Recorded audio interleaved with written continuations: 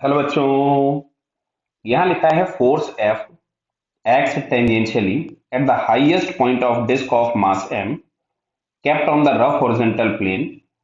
If the disk rolls without slipping, the acceleration of the center of disk. Clear? देखो यहाँ पे अगर हम इसका फ्री बॉडी डायग्राम बनाए तो सबसे पहला फोर्स एक नीचे लग रहा है mg,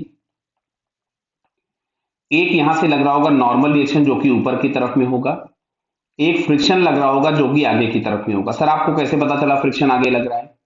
देखो यहां पे हालांकि एक रिलेशन होता है हम लोगों के पास एम आर इंटू आर, जहां पे एम है मास, आर है रेडियस, और स्मॉल आर हम लोगों के पास होता है कि जहां पे नेट फोर्स लग रहा है उसका distance from the axis of rotation जो कि यहाँ पे सेंटर है। अगर एक ग्रेटर देन आई होता है, लेस देन आई होता है, इक्वल टू आई होता है तो उससे हम फ्रिक्शन का डायरेक्शन डिसाइड कर लेते हैं। ये कंसेप्ट हम लोग बाद में पढ़ेंगे। क्लियर है? या हम लोग पहले क्लास में इस चीज को पढ़ चुके होंगे। अब सुनो इधर, अगर सर हम यहाँ फ्रिक्शन पीछे ले लेते तो कोई फर्क नहीं पड़ता फाइनल आंसर में, कोई फर्क नहीं पड़ता। केवल आप फ्रिक्शन जब सॉल्व करते तो माइनस आ जाता, कोई फर्क नहीं पड़ता। क्लियर? अब सुनो इधर, यहां से अगर हम लोग देखें तो जो डिस्क है, डिस्क का सेंटर किसी ए एक्सेलरेशन से आगे जा रहा होगा और ये किसी एंगुलर एक्सेलरेशन अल्फा से रोटेट होगी। और तुमसे बोला हुआ है कि विदाउट स्लिपिंग, तो विदाउट स्लिपिंग यदि है तो अल्फा इज इक्वल टू हम लोग यहां से लिख सकते थे ए बाई आर। तो अब अगर हम देखें तो नेट फोर्स के नाम पे हमको मिल रहा है F plus F S, F S भी उधर ही लग रहा था तो एम इंटू ए, ये बन गया फर्स्ट इक्वेशन। अब अगर हम इस सेंटर के अबाउट टॉर्क देखेंगे तो एफ का टॉर्क है क्लॉकवाइज और एफ एस का टॉर्क है एंटी क्लॉकवाइज। और फाइनली अगर एक क्लॉकवाइज रोटेट कर रहा है तो एफ का टॉर्क बड़ा होगा, तो एफ का टॉर्क हो गया एफ आर, एफ एस का टॉर्क हो गया F S into R is equal to I into alpha. Clear? तो अब यहां से हम लोग लिख सकते थे इसको F minus F S into are,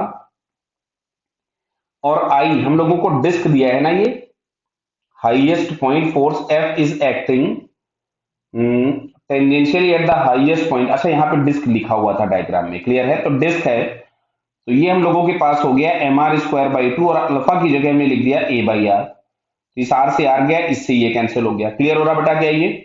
तो अब अगर हम लोग यहां से देखें तो हमको मिलेगा F minus F S is equal to M A by two.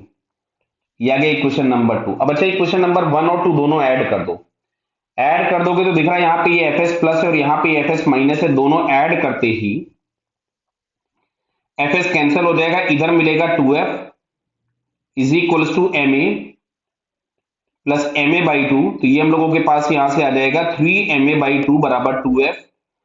तो a इज इक्वल टू हम लोगों के पास आ रहा है 4f अपॉन 3m। और हम लोगों से क्वेश्चन यही पूछा था acceleration of centre of the disc, तो सेंटर ऑफ द डिस्क का एक्सेलरेशन हो जाएगा 4f अपॉन 3m, जो कि हम लोगों को यहाँ पे फोर्थ ऑप्शन में दिया है। Clear? So finally it's fourth answer is correct. Clear बेटा? Okay, all the best.